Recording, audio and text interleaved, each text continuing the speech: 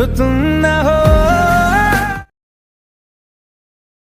हम नहीं, तुम ना हो। नमस्कार साथीहरु, तपाईले भिडियोमा हेरिसक्नुभयो। यस्तो खालको भिडियो तपाईले पनि एडिट गर्न सक्नुहुनेछ। यस्तो खालको भिडियो तपाईले एडिट गर्नको लागि CapCut एप्लिकेसन युज गर्नुपर्ने हुन्छ र आजको भिडियोमा म तपाईलाई CapCut एप्लिकेसनबाट यस्तो खालको भिडियो बनाउन सिकाउने छु र यस्तो खालको भिडियो चाहिँ अहिले टिकटकमा एकदमै ट्रेन्डिङमा रहेको छ र तपाईले पनि यो खालको भिडियो तपाईले बनाउन सक्नुहुन्छ। यो खालको इफेक्ट लगाएर तपाईले चाहिँ टिकटकमा भिडियो बनाउन सक्नुहुन्छ CapCutबाट।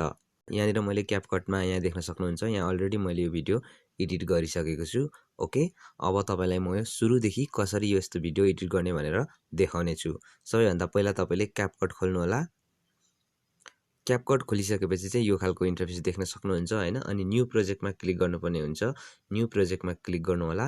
न्यू प्रोजेक्टमा क्लिक गरिसकेपछि यहाँनिर फोटो र भिडियोको अप्सन आउँछ। तपाईले यहाँनिर फोटोमा क्लिक गर्नु होला। फोटोमा क्लिक गरिसकेपछि तपाईले यहाँबाट आफ्नो विभिन्न फोटोहरु सिलेक्ट गर्नु होला र जुन तपाईले फोटो चाहिँ सिलेक्ट गर्ने हो त्यो फोटो चाहिँ तपाईले क्रप गरेर टिकटकमा मिल्ने साइजको बनाउनु पर्ने हुन्छ र यहाँनिर चाहिँ मैले अलरेडी क्रप गरेर त्यो साइजको बनाइसकेको छु र त्यो तपाईले चाहिँ कसरी क्रप गर्ने भनेर म तपाईलाई सबैभन्दा पहिला देखाउँछु। जसको लागि चाहिँ तपाईले पिक्सआर्ट एप्लिकेसन युज गर्नुपर्ने हुन्छ। त्यसपछि यहाँ प्लस जस्तो आइकनमा क्लिक गर्नु होला। प्लस जस्तो आइकनमा क्लिक गरेर यहाँ अल फोटोमा सिलेक्ट गरेर तपाईले एउटा आफ्नो फोटो सिलेक्ट गर्नु होला। जस्तै म यहाँनिर तपाईलाई एउटा फोटो सिलेक्ट गरेर देखाउँछु। यो मेरो एउटा फोटो मैले सिलेक्ट गरेँ। ओके, यहाँ सिलेक्ट गरिसकेपछि तपाईको अब फोटोको साइज विभिन्न किसिमको हुन्छ। तपाईले चाहिँ टिकटकमा मिल्ने साइजको बनाउनु पर्ने हुन्छ। जसको लागि चाहिँ यहाँ यसरी फोटो एड गरिसक्नुभयो। फोटो एड गरिसकेर यहाँनिर यो टुल्समा क्लिक गर्नु होला। यो टुल्समा क्लिक गरिसकेपछि यहाँ क्रप भन्ने अप्सन छ। यो क्रपमा क्लिक गर्नु होला। क्रपमा क्लिक गरिसकेपछि यहाँनिर स्टोरी साइज भन्ने हुन्छ। यहाँ देख्न सक्नुहुन्छ। यहाँनिर देख्न सक्नुहुन्छ स्टोरी साइज। यसमा क्लिक गर्नु होला। यो अहिले चाहिँ मेरो स्टोरी साइजमै क्लिक भएको कारणले यो फोटो चाहिँ मेरो अहिले स्टोरी साइजमै भएको कारणले यहाँनिर कति पनि क्रप देखाइएन हैन। तर तपाईको अरु साइजको फोटोहरु छ भने यहाँ यसरी स्टोरी साइजमा क्लिक गरेर यहाँ माथि राइटमा क्लिक गर्नु होला। राइटमा क्लिक गरिसकेपछि अब तपाईले सेभ गर्नको लागि यो माथिको आइकनमा क्लिक गर्नु होला। यहाँनिर देख्न सक्नुहुन्छ। यसरी यहाँ क्लिक गरिसकेपछि तपाईको फोटो सेभ हुन्छ। ओके, यसरी चाहिँ सबै फोटोहरुलाई कुन फोटोहरुलाई तपाईले भिडियो बनाउने हो त्यो फोटोहरुलाई यसरी तपाईले क्रप गर्नु होला र सेभ गर्नु होला। ओके, अब सेभ गरिसकेपछि यहाँनिर यसरी CapCutमा आउनु होला। CapCutमा आइसकेपछि अब यहाँ फोटोमा तपाईले अघि क्रप गरेको फोटोहरु सिलेक्ट गर्नु होला। जस्तै मैले यहाँनिर मेरो फोटो यो सिलेक्ट गरे हैन। यो मैले फोटोहरु अघि भिडियोमा युज गरेको फोटोहरु हो हैन। यसरी सिलेक्ट गर्नु होला फोटोहरु, अघि क्रप गरेको फोटोहरु। त्यसपछि यहाँ एडमा क्लिक गर्नु होला। एडमा क्लिक गरिसकेपछि यहाँनिर तपाईले फोटोहरु देख्न सक्नुहुन्छ हैन। अब तपाईले यहाँनिर सबैभन्दा पहिला म्युजिक एड गर्नु होला। ओके, यो एड अडियोमा क्लिक गरेर म्युजिक युज गर्नु होला। एड अडियोमा क्लिक गरे, त्यसपछि यहाँ साउन्डमा क्लिक गर्नु होला। साउन्डमा क्लिक गरिसकेपछि यहाँ विभिन्न टिकटकको अडियोहरु छ। तपाईले यो युज गर्न सक्नुहुन्छ अथवा तपाईले आफ्नो ग्यालरीको म्युजिक युज गर्न चाहनुहुन्छ भने यहाँनिर क्लिक गर्नु होला। यहाँ क्लिक गरिसकेपछि फ्रम डिभाइस भनेको छ। यो डिभाइस फ्रम डिभाइसमा क्लिक गर्नु होला। त्यसपछि यहाँ देख्न सक्नुहुन्छ विभिन्न तपाईको फोनको अडियोहरु एड गर्न सक्नुहुन्छ हैन। अब तपाईसँग यदि अडियो छैन, यसको पनि अडियो युज गर्न चाहनुहुन्न CapCutको भने टिकटकको अडियो युज गर्न चाहनुहुन्छ भने चाहिँ तपाईले टिकटकको अडियो भिडियोलाई डाउनलोड गर्नु होला।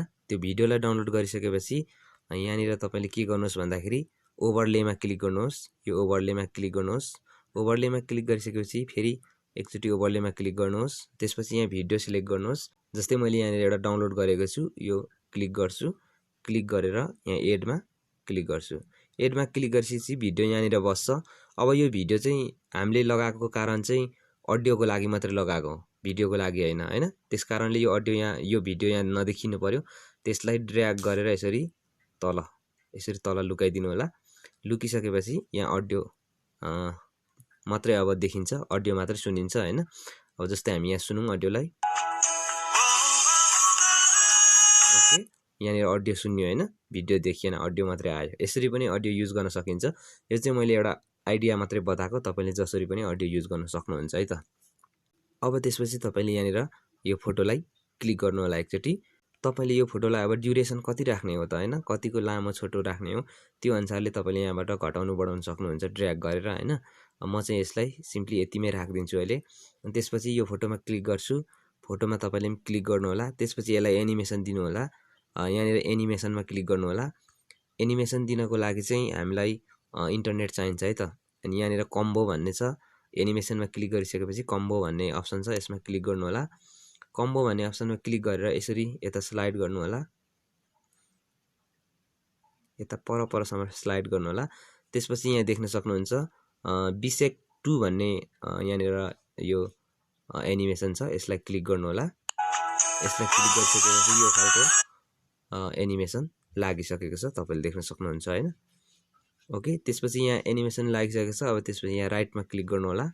राइटमा क्लिक गरिसकेपछि यहाँनिर एनिमेसन लागिसकेको छ। अब त्यसपछि तपाईले अर्को फोटोमा पनि एनिमेसन यसरी दिनु होला। अर्को फोटोमा यहाँ क्लिक गर्नु होला यसरी। त्यसपछि फेरि एनिमेसनमा क्लिक गर्नु होला। त्यसपछि फेरि कम्बोमा क्लिक गर्नु होला। अनि कम्बोमा क्लिक गरिसकेपछि अब तपाईले यहाँ कस्तो खालको एनिमेसन दिने हो हैन, विभिन्न खालको एनिमेसनहरु छ। यहाँनिर तपाईले यो खालको एनिमेसनहरु दिन सक्नुहुन्छ। ओके, यहाँ विभिन्न एनिमेसन छ। यहाँनिर तपाईले आफ्नो मन पर्ने खालको यसरी चुज गर्नु होला। यसरी राइटमा क्लिक गर्छु। ओके, यहाँ पनि एनिमेसन एड भइसकेको छ। अब यसरी नै सबै फोटोमा तपाईले एनिमेसन एड गर्नु होला है त। यसरी सबै फोटोमा एनिमेसन एड गर्नु होला। त्यसपछि तपाईले के गर्नुस् भन्दाखेरि तपाई यो सुरुको भागमा आउनुहोस्। यसरी सुरुको भागमा आइसकेपछि यहाँ तल एउटा इफेक्ट भन्ने अप्सन छ। यो इफेक्ट भन्ने अप्सनमा क्लिक गर्नु होला। अनि इफेक्ट भन्ने अप्सनमा क्लिक गरेर यहाँ बडी इफेक्ट र भिडियो इफेक्ट भन्ने छ, भिडियो इफेक्टमा क्लिक गर्नु होला। भिडियो इफेक्टमा क्लिक गरिसकेपछि यहाँनिर तल आउनु होला यसरी। यहाँ तल तपाईले देख्न सक्नुहुन्छ यो कलर भन्ने अप्सन छ, यहाँनिर इफेक्ट छ। यो इफेक्टमा क्लिक गर्नु होला। यो इफेक्टमा क्लिक गरिसकेपछि तपाईले यहाँ देख्न सक्नुहुन्छ एकदमै राम्रो इफेक्ट लागिसकेको छ। त्यसपछि यहाँ राइटमा क्लिक गर्नु होला। ओके, अब यो पहिलो फोटोको लागि इफेक्ट युज भयो हैन। अब सेकेन्ड फोटोको लागि पनि तपाईले यहाँ इफेक्ट लगाउनु पर्ने हुन्छ, जसको लागि तपाईले यहाँ ठ्याक्कै यो फोटोको सुरुमा राख्नु होला यसरी यो एरोलाई हैन। सुरुमा राखिसकेपछि यहाँनिर फेरि भिडियो इफेक्ट भन्ने छ, यसमा क्लिक गर्नु होला। भिडियो इफेक्टमा क्लिक गरिसकेपछि इफेक्टहरु देख्न सक्नुहुन्छ। यहाँनिर इफेक्ट युज गर्नु होला। जस्तै यहाँनिर एउटा यो इफेक्ट छ, यहाँ देख्न सक्नुहुन्छ सक वेभ भन्ने, यसलाई म युज गर्छु हैन। क्लिक गर्छु। ओके, यहाँ युज भइसकेको छ। अब त्यसपछि फेरि म यहाँ राइटमा क्लिक गर्छु। राइटमा क्लिक गरिसकेपछि यहाँनिर इफेक्ट युज भइसकेको छ। ओके, अब त्यसपछि तपाईले फेरि यहाँनिर अर्को यो फोटोको छेउमा यसरी यो एरोलाई राख्नु होला। ओके, त्यसपछि फेरि भिडियो इफेक्टमा क्लिक गर्नु होला। भिडियो इफेक्टमा क्लिक गरिसकेपछि यसरी यतापट्टि तपाईले स्लाइड गरेर यसरी सारेर यहाँनिर एउटा पार्टी भन्ने अप्सन छ, यो पार्टी भन्ने अप्सनमा क्लिक गर्नु होला। यो पार्टी भन्ने अप्सनमा क्लिक गरिसकेपछि यसरी तल तपाईले सार्नु होला, स्क्रोल गरेर तल आउनु होला। तल आएपछि यहाँनिर एउटा नियोन भन्ने इफेक्ट छ, यसलाई तपाईले क्लिक गर्नु होला। देख्न सक्नुहुन्छ यहाँनिर एकदमै राम्रो तरिकाले यो इफेक्ट लागिसकेको छ। त्यसपछि फेरि यहाँ क्लिक गर्नु होला राइटमा। राइटमा क्लिक गरिसकेपछि तपाईले अब यसरी भिडियोलाई सुरुमा ल्याउन सक्नुहुन्छ हैन। अनि यसरी प्ले गर्न सक्नुहुन्छ।